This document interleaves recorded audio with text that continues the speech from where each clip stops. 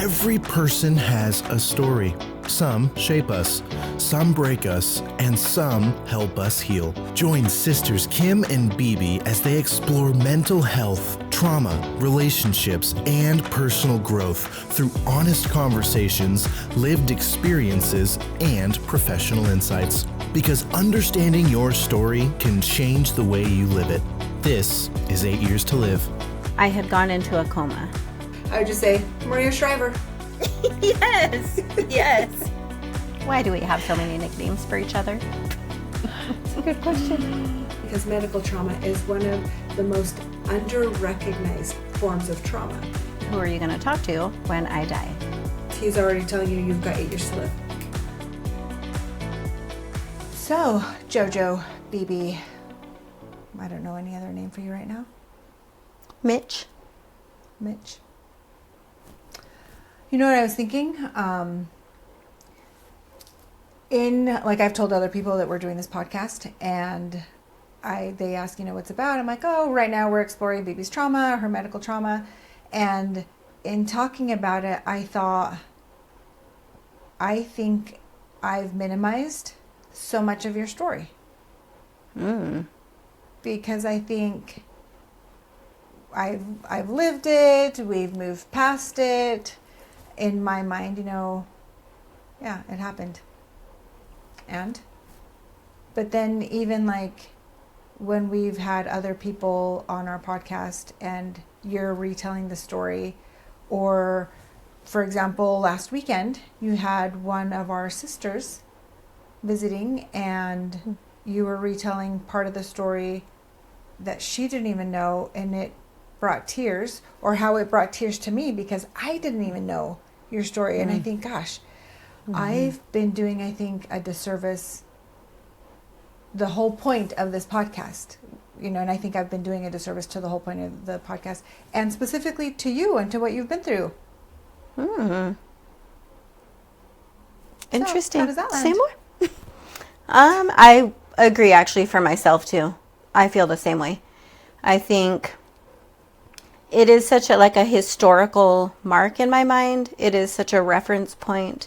I know I often say when I got sick, before I got sick, or is that before, after? It's just such a time frame, whatever thing. And I've told it so many times. It's just been kind of like, oh yeah, when I got sick, I had strokes, blah, blah, blah. It just kind of lost its meaning. And I think there was a time in my life where I did feel something, like I had a hard time for a while telling my story without wanting to cry. But that was very short-lived. And then after that, I thought, well, I think like everything else, just power through, minimize. But I think the more I've been sharing, and the more my brain has been ready to feel what comes with it, the more I realize wow, that was a huge deal. And that started as one thing, and it has changed every aspect of my life. That I forget that people don't go through these things on the day-to-day. To me, it's like, oh yeah, I went and I saw the rheumatologist, or oh yeah, my nephrologist said this, or oh yeah, it's just because I've had this kidney for 28 years. It loses its meaning. But I think when I did see you cry, when you reacted, I thought, wow, that is a moving thing to say, or that is crazy. It does have a lot more depth, I guess, a lot more weight than I've thought. To me, it's almost like, oh yeah, when I got sick, or the boys, our nephews call me Lazarus. To me, it's become kind of not a joke, but yes, I think it has some comedy to it. It has ridiculous stories. It's more just something that happened to somebody else in a different life. But now I'm like, wow, kind of walking myself through it. And I too have minimized it. And I think, okay, well, it is a big deal. How is it affecting me now? And now I do try, if I feel emotional about it, I'll let myself cry. And I think, of course, I feel emotional. or I'll say things I think, gosh, that's really sad, or oh my gosh, that makes me angry. Just going through all the emotions has been so validating for myself. Yeah. I can see us doing that and minimizing together as we're telling our own story. And I think obviously for different reasons. So like for me, the reason I'm minimizing because I'm so in my head that I want to appear to be the professional or the mental health person that has it all figured out. And that's been my side of it. But then when I cried, one of the times that you were sharing something really deeply and personal, I think I had already said, I don't want to be or appear to be the person that, that's the therapist, the professional. And then I thought, I'm really going to get into this story all over again as you're telling it. And that's, I think, when I cried. So that's my side of it. What makes you think that you've been minimizing it on your side? I think it's just so monotonous. Like I just know I haven't, when emotions do come up, I've tried not to tuck them away. And I realize, wow, I've been tucking that away for 30 years. And so now as I'm maybe too watching like Friends with Kids, or knowing an 11-year-old, or thinking of somebody at 14 when I had my transplant, just thinking they would be the age I was. So just seeing it from an adult's perspective with enough time that has passed and thinking, gosh, that would be hard to watch a little kid go through that. And so now I think because I was the one going through it, there was no time, maybe there was time to process. I didn't have an outlet where to process. I didn't know it needed to be processed. So now I think as you ask me questions maybe, or as other people ask me questions, or they say, oh my gosh, like that is so scary. I'm like, I guess so. Just letting myself think about the situation from a parent's perspective, then I think that would be terrifying. So scary. But when it's me, I'm like, it didn't seem that scary because I wasn't fully aware of what it meant. So I don't know, does that answer your question? Yeah, and it just reminds me, at one point, I don't know if I'd already gone to school to be a therapist, but I know that I had done therapy. I asked you, do you think that you've processed your, what you went through with your kidney? And you're like, oh yeah, and then you asked me, because I played a role. I played a role in this where you're like, well, did you process it? Oh yeah. But what does process actually mean? And then were we given space? People have asked me, did your family come together once Bibi was stabilized and she was diagnosed and things were better? Did you guys like sit down as a family and say, okay, we just went through something really hard? Or what did it look like while you were going through it? And I don't remember any of that happening. No, I think because it never seemed like I really was stable. That's kind of how, like, even after I had my transplant, it was, well, now let's take care of the kidney. Like, it was kind of, that became the new obsession, the new thing. And so then after that, I had major back surgery. Now that became the biggest thing. And then I got married. So then I had to learn how to be married. And I wasn't learning, or I didn't know how to take care of myself in a healthy way. So I was just kind of trying to survive, like, okay, I can't do this because I've had a kidney transplant. I can't do this, I can't do that, but I'm a wife, like just kind of juggling it all. And then I started looking into like my autoimmune disorders, and that became, so it's just kind of all snowballed, I think. So I don't know that there was ever a time that our family was like, oh, she's good, she's healthy. It's always been like, okay, now what? Okay, now 8 years. Okay, now this. Okay, so, who knows what that would even look like to say I am stable, even though we know I am stable. But, to actually have it be finalized, I don't think that is even, like, for some of our family members, maybe not even like a thought. It's still up in the air. Sorry, give me 1 second. Cody just got home and I forgot to tell him that I'm recording this. I'm so bad.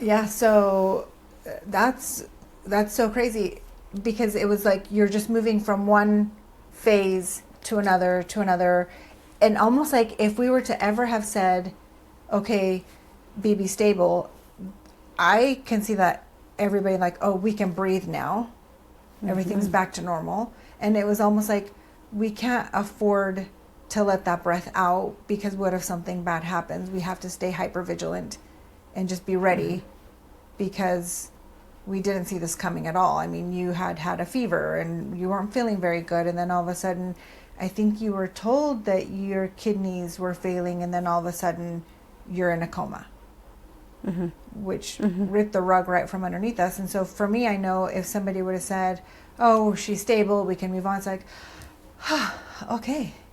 But that never happened. No, I think you're right. It was just kind of one thing to another. And I think, gosh, you said something that I thought, yeah, that's so true.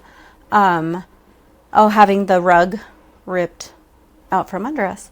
I think so. Yeah, I did have just a fever.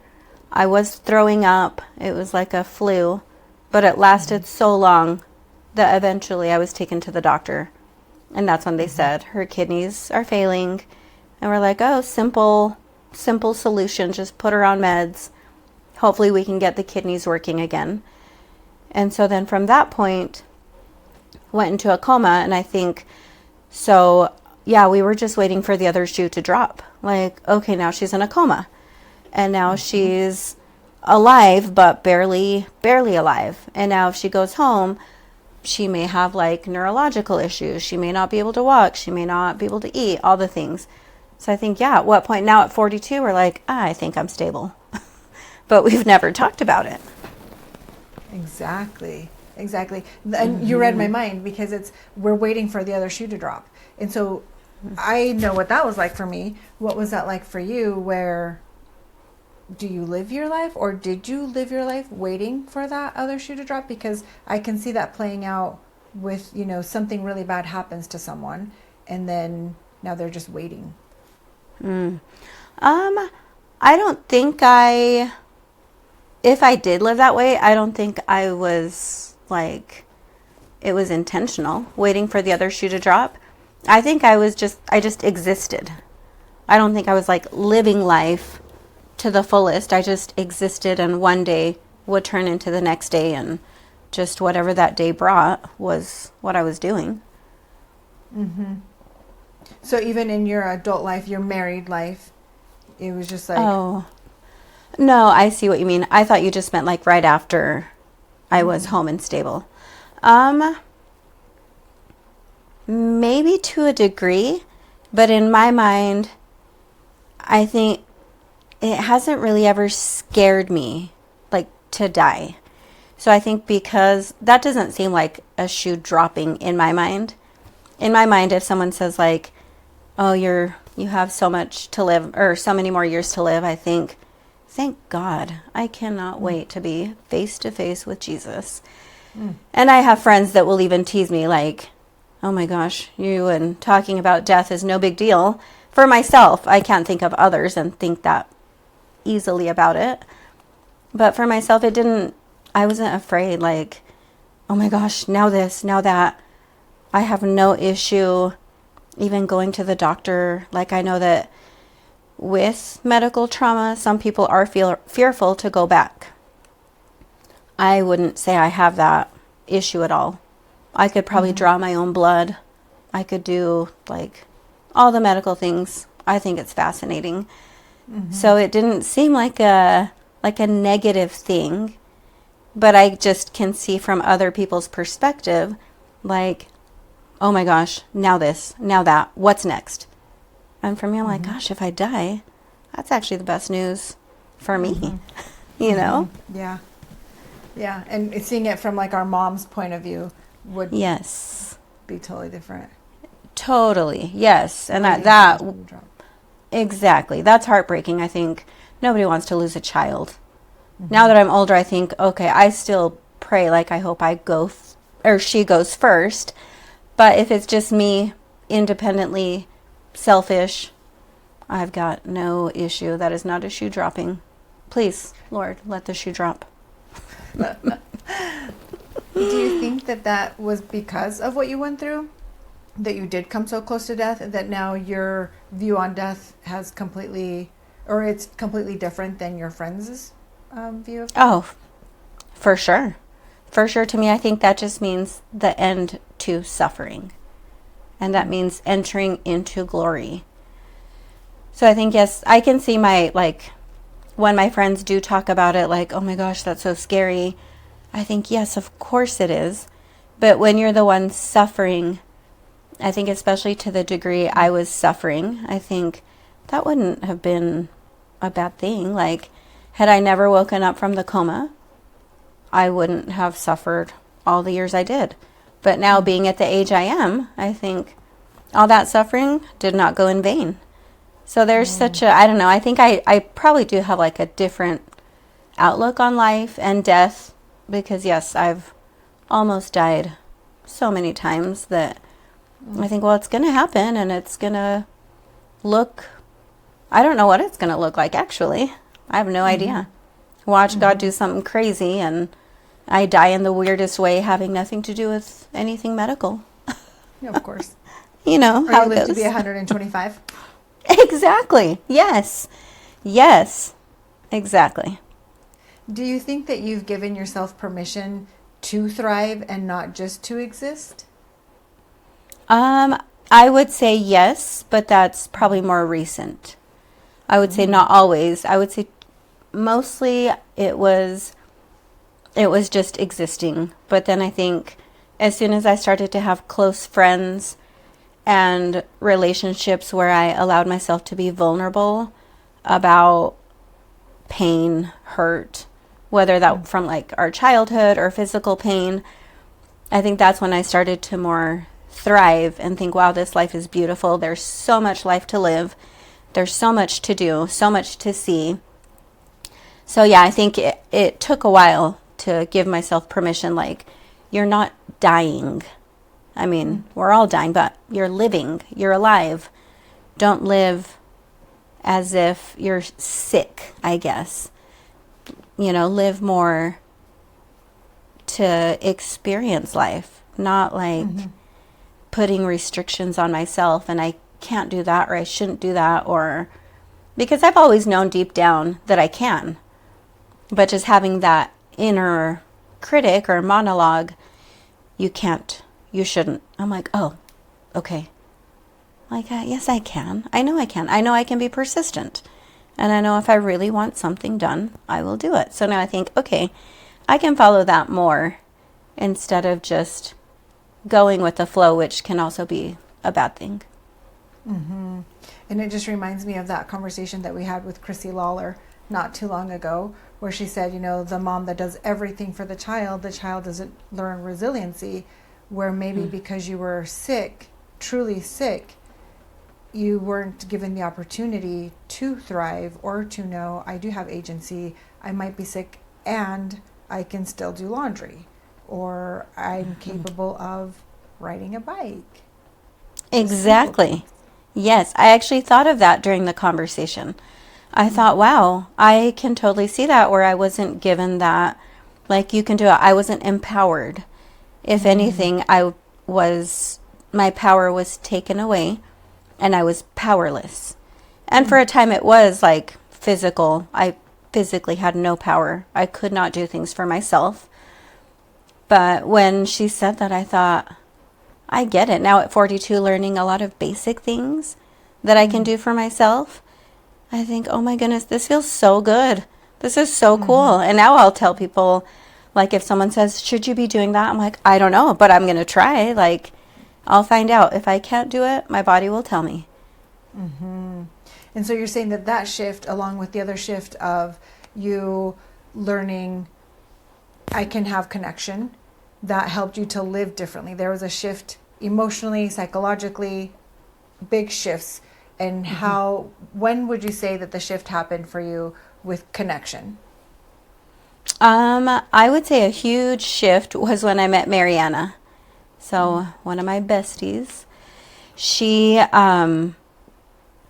empowered me without even knowing. I'll tell her often, like, you have been such a huge part of my life in so many ways. And she's also one to tell me, like, you can do it. You know, like, there's no, in her mind, she's like, why would you not be able to do that? And I think it helps that she didn't know me while I was going through so much medical, like the worst of it. In her mind, she's like, you're an able body, sure. And so I think with that connection, she gave me so much confidence, so much, just like never judgmental, such a good listener. Yeah, so I think that was probably a big starting point. I think there have probably been other building blocks, but that's the one that comes to my mind that I do credit her. I'm like, you have been probably one of my first true friends that I've let in on every level. Every level. She knows me in and out. And that used to scare me, like, oh my gosh, somebody's going to know the good, bad, and the ugly. And she just sits there like a champ, and I tell her the good, bad, and the ugly, and she's like, wow. I'm like, that's it? Yeah. That's crazy. I'm like, oh, yeah. So yes, that, I would say that's huge, a huge part of it. Oh, I love that. I didn't know that. Yeah. I mean, yeah. Feel all the feels. And I know that, like, she sent me a message when we celebrated the kidney transplant this last time. She's like, thank you for giving Bibi your kidney. Oh. Yeah. She's like, so I sweet. wouldn't. Yeah. She's like, I wouldn't have such a good friend if it wasn't for you. I'm like, oh, thanks. Yeah. I thought that was Yeah. really sweet. Yes. And, you know, as she's I say awesome. this, I don't think that we've told our listeners that you ended up having a kidney transplant. I don't think we've ever. I think you're right. You are right. Yes, I sure did. Do you want me to talk about it? Yeah, walk us through that. Okay.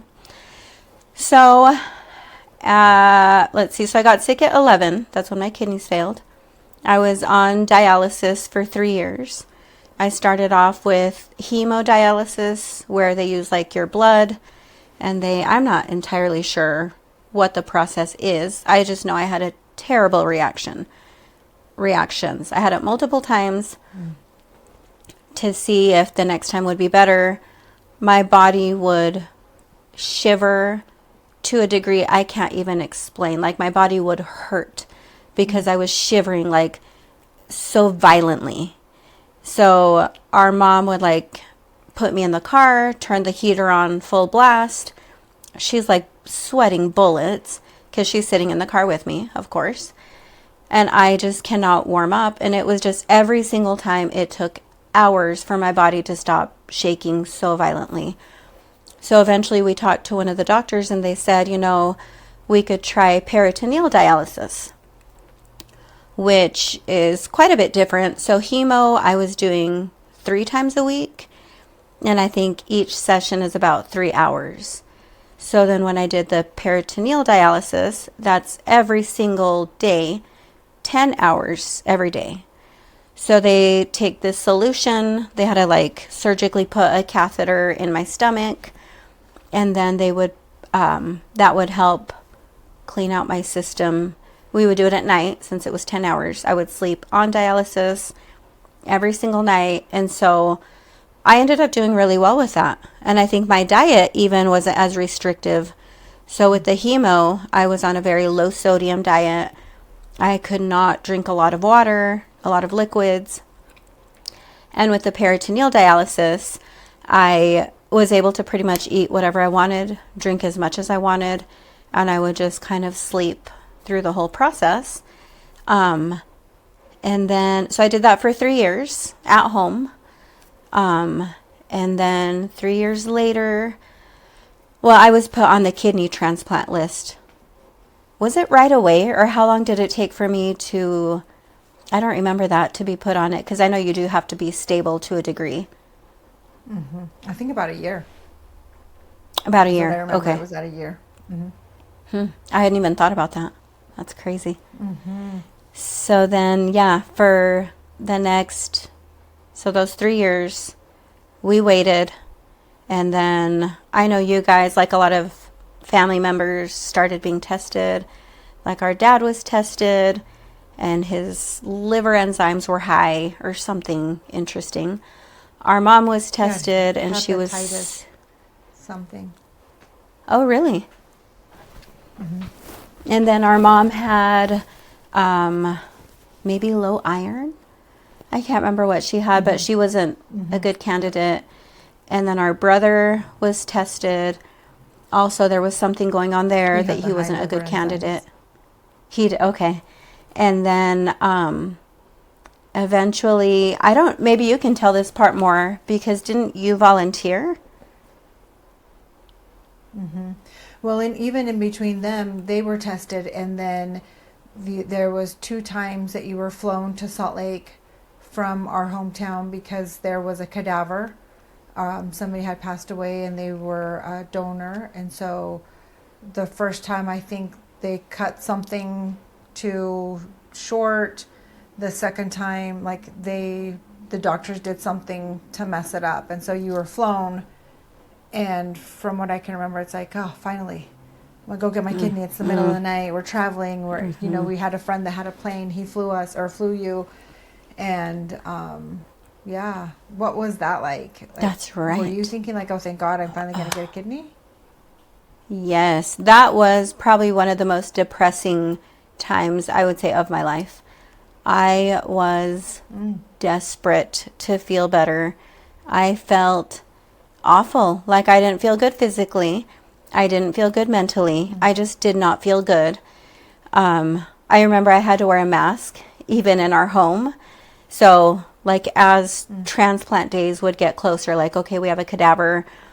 It was like, boom, go right now. But if I was just waiting like for you guys to get tested, I had to wear a mask at home. Just sad and lonely and not feeling good physically. It was miserable. So then when they called us that they had that kidney, our friend John, I remember he had the plane. And so he took, I think it was just maybe our mom and I can't remember if our dad went, but he flew us. We got there and I was so excited. And then they told us, something was cut too short. You have to fly back. That was the other shoe dropping for sure. That I thought, oh my gosh, like it's never going to happen. Hopeless beyond belief. And so where that happened twice, I thought it's not going to happen. I thought I can't do this. I remember just sitting there with my mask and just crying at home. And I thought, it was so miserable. So yeah, that was not a good time. Some really dark days.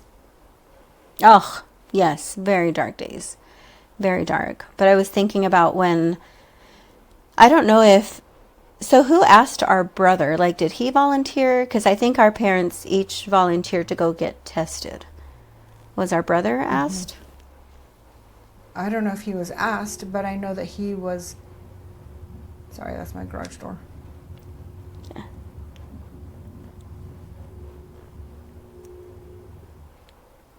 I don't know if he was asked, but I know that he was tested. So I don't know if he was forced to get tested. But I know that he tried donating his kidney. You guys went maybe 2 times with him. And I think you went 2 times with our mom. And then the 2 times, so the cadavers both being 2 times. So 6 times going to the hospital and waiting for like today's the day, it's going to happen. And they're testing all the way up until the very end. So I remember one of the times when our brother was there, and you guys were doing last minute testing, and they said, oh, your liver enzymes keep coming up pretty high. Like, are you a drinker? And he's like, oh, I have a couple beers. And the doctor's like, oh, you must have had like a beer last night, and so your liver enzymes are high. And so if they're ever high, like, we can't do the transplant. Do you remember that? Vaguely. I remember more like the Idaho State Journal or somebody coming to the house to do like an interview with our brother and myself, because then we were on the front page of the paper, and it said like so many days until Bibi gets her kidney, because we come from a small town, and so the small town, like, people knew what had been going on. So I remember that, and I remember hearing something about liver enzymes, but I vaguely remember hearing him say that he had a drink here and there. I don't think that actually ever like sunk in. Yeah. Yeah, and time passed between him being tested. I think he was the last one being tested, and I think you had already gone through the cadaver mishaps by the time I told our mom that I wanted to be tested, because they said anybody in the family can be tested, but they have to be over the age of 18. And I think at the time, I don't even know how old I was. 20? 21? 22? Well, you were 23 when you did give it to me. Okay. I think. So Is that when you got married, 23? No, I got married at 22. Oh, so 21? Wow. That's young. Yeah. But I remember time had passed, and I don't know what in me said. I asked our mom, should I go get tested? Like, I'm over 18. Why am I not being tested? Nobody has said anything to me. And she's like, oh no, you're not going to be the donor. I'm like, how do you know that? And she's like, I just don't think it's you. And so I didn't believe her. And so I called the doctor. That's kind of blurry. Somehow I remember ending up going to like a lab of sorts, and they drew my blood. I don't even know how or what prompted me. Obviously, the Lord. So I went, they drew labs, and then I'm pretty sure it was our mom that said, oh, you're a match, or something like that. And she's like, I didn't think that you'd be a match. And so then from that moment on, I don't know how long it was after I got tested, but things started moving along pretty quick after that, I think. Yeah, because not only were you a match, you were a perfect match. So they have to they classify it, or you have to meet certain criteria, and you met every single thing. Each indicator was there 100%. So I think that's important to say too, because you can have a kidney transplant even if it's not a perfect match. I think there was like 6 identifying markers that I had to match, and I matched all 6. Yep. That's exactly right. Yeah, crazy. Yes, and I remember the days leading up, like you said, you'd have to wear a mask because you can't have a transplant if you're at all sick. Like if your white blood cells are slightly elevated, they delay it because it could ruin the chances of the kidney like being accepted by your body. And so leading up to it, everybody had a fever except for me and you. Oh my gosh, I don't remember that. Yes. Our sister, that one of them that had a fever, she was quarantined in one room, and then the other sister that was also sick was quarantined in another, and our mom wasn't feeling the greatest. I don't remember our dad or our brother. I don't think that our brother was living with us, actually. I think he was living already on his own. Mm-hmm. And I was rebellious. Don't tell me what to do. That had been my motto forever. First of all, don't tell me what to do. It goes back to the color code. I'm red. So I didn't want to put the mask on. I thought, if I'm going to get sick, I'm going to get sick. And if God doesn't want me to get sick, then I'm not going to get sick. And you would just cry, just put the mask on. And our mom would say, just put the mask on. I'm like, I am not putting the mask on. And then I remember the three of us, our mom, me and you, we got in the yellow Volkswagen Bug. And we drove to Salt Lake. We had Subway sandwiches. And I did put my mask on to walk into the Subway sandwich and order our food. And we left. And for me, on my end, I remember our mom walking me into the surgery room. I didn't realize that it was like you're giving up an organ, and it's kind of a big deal because we minimize. And so I remember I'm being wheeled into the surgery room, and she's walking by me, and she tells me, God's with you. And I was like, okay, wait, what? Is this serious? Can I die? What does this mean? I'm giving my kidney? Oh my gosh, can I backpedal? Can I change my mind? And then I just got wheeled right into the room, and they told me to count down from whatever, and I was out. I woke up, and the first person that I remember seeing was one of our friends and one of our sisters, and they were the two in the room. I don't know where everybody else was. And I woke up throwing up from like the amnesia and Anesthesia. Or anesthesia from the amnesia. I wish I had amnesia. Maybe I did have amnesia. Anyway, yeah, I don't remember a lot of pain, but they had me on morphine, which I ended up hating. And yeah, I remember our friend saying, "Are you okay? Are you going to throw up?" And I'm like, no. And her and our sister ran to get like a bowl or something that I could throw up in. It was nasty.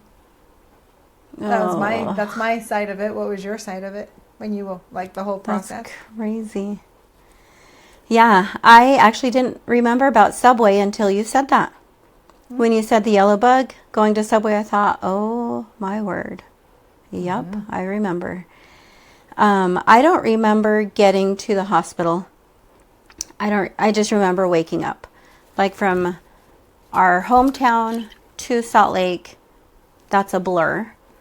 But then waking up, I think because the anticipation of feeling better was so in me. Like it was, you're going to be better. You're going to feel better. You're going to feel great.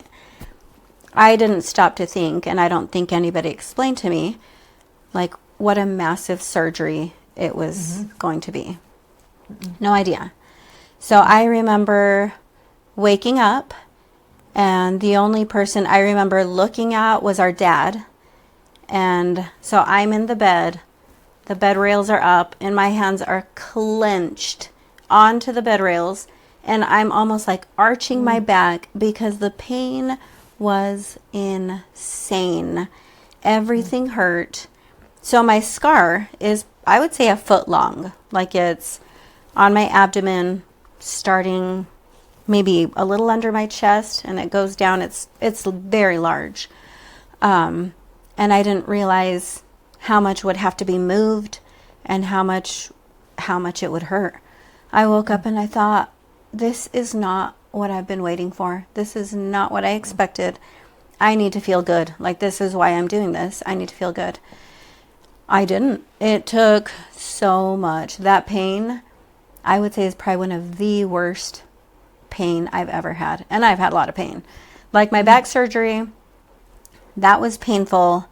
I'd say that was more mental for me. Like it was a lot of stress, just like fear. My kidney transplant, that I've never had pain like that in my life.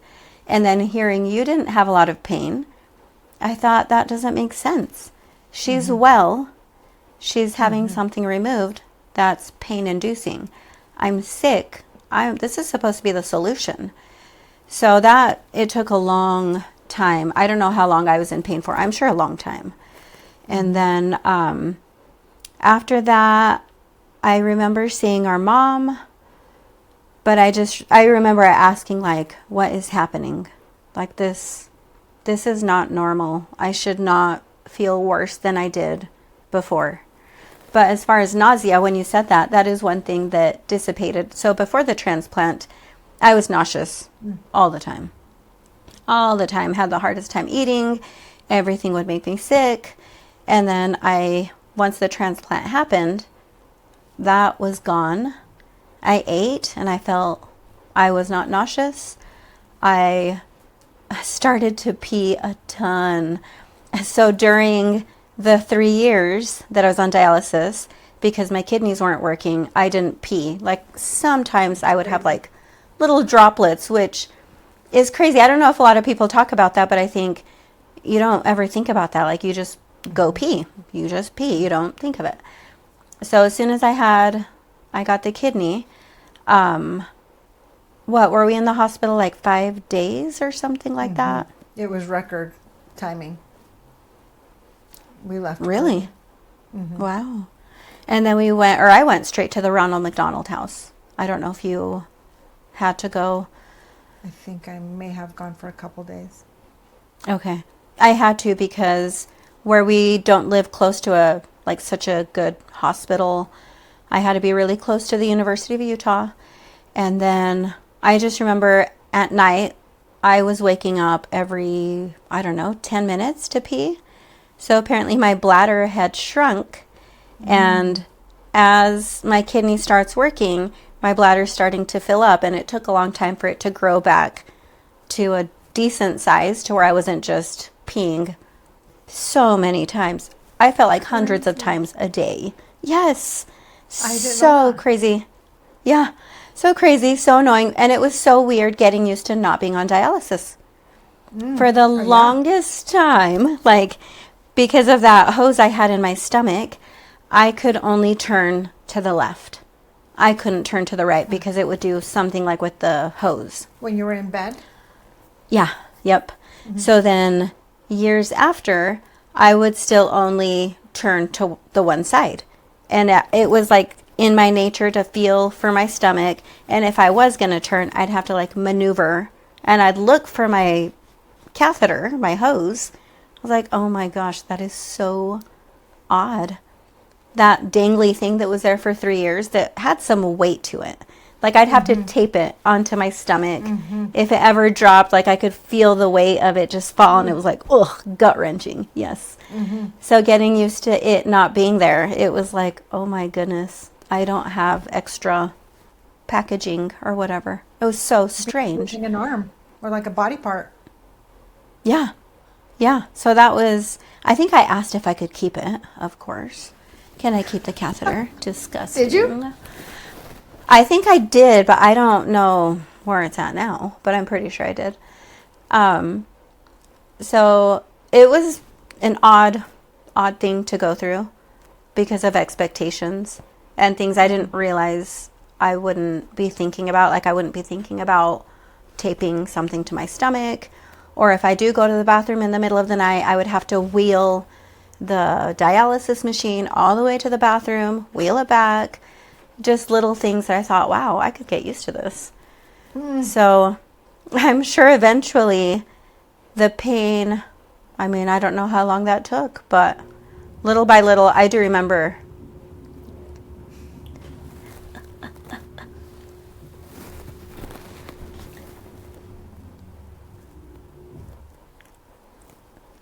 Little by little, I do remember feeling better in every aspect. I started to look more like myself. I didn't have big cheeks from the prednisone. I was on a lot of medications for those 3 years. So my body kind of started just to adjust.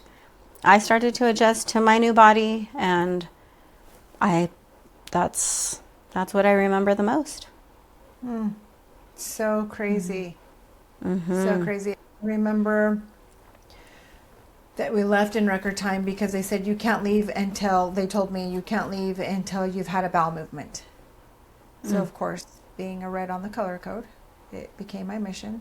Like, I am not sitting in the hospital. I've got school that I need to get back to. I've got life. I'm not going to be in the hospital because they said it's at least 7 days, like 7 to 10 days. And I said, what can I do to have a bowel movement? They told me. I did it in 5 days. I took the biggest dump. And I'm like, done. Oh my Get me out of here. I am over this. Yeah. And I went home and I went back to school, and I remember I was blow drying my hair and I was so shaky and so weak. And I'm like, what is this? I don't understand why I'm so shaky and so weak, why I'm sweating and I can barely catch my breath doing my hair. What's happening? Because nobody told me that when you have a major organ removed from your body, that you need to heal and maybe take it easy. Yeah, I know it. But they did tell me that my portion of the surgery was going to be very, very painful. So I think I prepared mentally, like prep for the worst pain of your life. And I thought, this is going to hurt and just deal with it. And so I think that's why for me, it was not, I don't remember pain at all. And in fact, I told them, like, I need to get off the morphine. I hate it. I don't like how it's making me feel.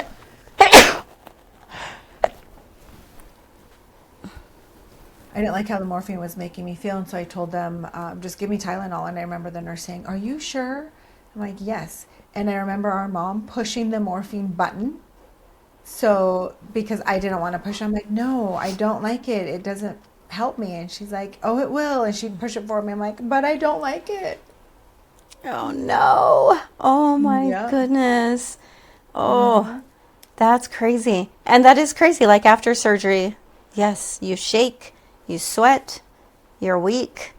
And I knew that. But again, I have to credit myself to being 14. But still, I think, you don't realize, or we didn't realize what was going to happen. You're going to donate it. Okay. You're going to do factual, minimize, done and over, boom, boom. Let's go home. Pack it up. We're out of here. I don't even remember the drive home. I would not be surprised if I drove myself home, like the 2.5 or 3 hours, however long the drive was from Salt Lake to our hometown. I don't remember that. I just think, go home, get it done, move on, quick. Such a trauma response. So what was the determining? Yes, it is. What was the determining factor for me to get out? Because I also got out in 5 days. Yeah, I think you had a bowel movement. For some reason, I just remember it was important for me to have the bowel movement. I don't remember if they said that you also needed to, or maybe you already had. Maybe for you it was that you had to go pee. I don't know. I know typically with any surgery you have to have a bowel movement. But I don't remember what that looked like for me. Maybe it was also going to the bathroom. Either it was my back surgery or kidney transplant that I had the hardest time pooping, because I remember... Back surgery. It was back surgery. Okay. Yes. That I could not go, and I think I weighed myself before because I thought I feel oddly heavy. And I think after I finally did poop, I lost like 8 pounds or something ridiculous. So yes, that makes sense. I don't know how I would have pooped so quickly after the kidney.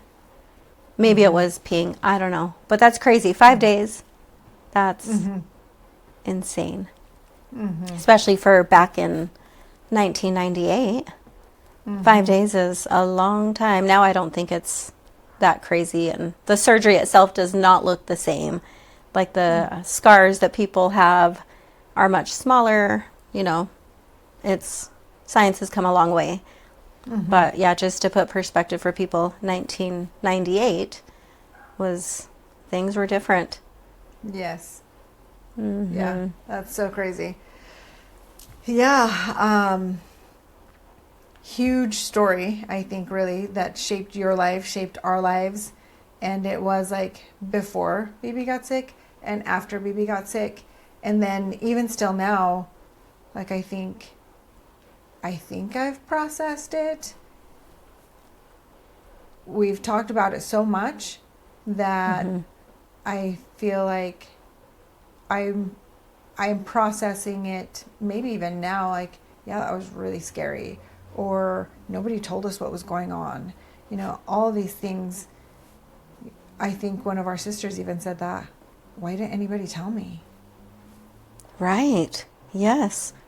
Just so lost and just like, okay, now what? Now what? Now what? Which I think part of me thinks like that has helped me in some way to accept things as they come. But at the same time, it's also helped me to know that I can ask questions. And if I don't get the answers, I can ask somebody else. And then I can ask somebody else. And I can ask multiple times. So I think I've taken something good from it, but it could have and should have been done differently. We should have been informed. You've learned to hold things lightly and be flexible, not so rigid, and at the same time not so passive where it's like, sure, whatever, I guess this is what we're doing. Like it actually did the opposite. It did empower you to know I can ask questions. I don't have to take this answer. I can go to somebody else. There's different ways to do it. Absolutely. Yep, absolutely. And I love how, going back to Chrissy, how she talks about empowering her children. And I think that's so cool in situations like this. Like I think of my niece. She would ask all the questions in a hospital. She's 8. She'd be like, why are you doing this? How come you're doing that? What is that? And to me, I think, yes, that is awesome. Ask the questions. Ask if they know what they're doing, or, you know, anything where I would be like, and if something hurt, I wouldn't say, ow, that hurts. I would just sit there and not say a word. And now I think, oh my goodness, well, I can't believe I did that. And now I can sit and not react to pain. Wow, that's not good. You internalized it, and this is where your rich inner world came into play. Oh, totally. Yep. And like you were saying, I think I've processed it too, but I think I will continuously be processing it, because I think so much unprocessed trauma for so long has probably built into other things that now I kind of need to, I don't know, like how we talk about trauma being like a ball of yarn. And I think there it is. I need to, you know, let that unwind it, or what would you call it? Detangle. I don't know, but detangle. Even talking to one of our nephews last night. Yeah, exactly. I don't know what the right word would be. But even talking with one of our nephews, I think last night, I told him something about my medical trauma because we were talking about the podcast. And it was one day, like very short time frame back then. But all the information I gave him, I said, wow, that was like one night of my life out of 3 years. And that's how much I'm processing in 4 hours. You know what I mean? Like there's so much more there that will still come to mind. And I'll be like, oh my goodness, that happened. Or wow, that was so much time that took up of my life that I am still barely remembering. Yeah, it's a lot, and it was years. Yeah. Oh yeah. Getting healthy, not just the 3, you know, from 11 to 14. From kind of, that's how I would categorize it for a long time. Is Bibi got sick at 11, Bibi got her kidney at 14, and then things got better. But then you went through still other stuff, other medical stuff, with your back surgery, with scoliosis, and then being diagnosed with POTS, and then being misdiagnosed with vascular Ehlers-Danlos. And then possibility of lupus, like all the possibilities, a lot of like maybe, probably, okay, not a lot of answers, just a lot of questions. And yeah, what came from this? How did this happen? I have no idea. As no idea. Happens with medical problems. Yes. We're just guinea pigs. Yes, exactly. Yeah, pretty much. Oh my goodness. So I think this episode is wrapping up our first season. Can you believe it? No, that's crazy. How many episodes did we do on this topic?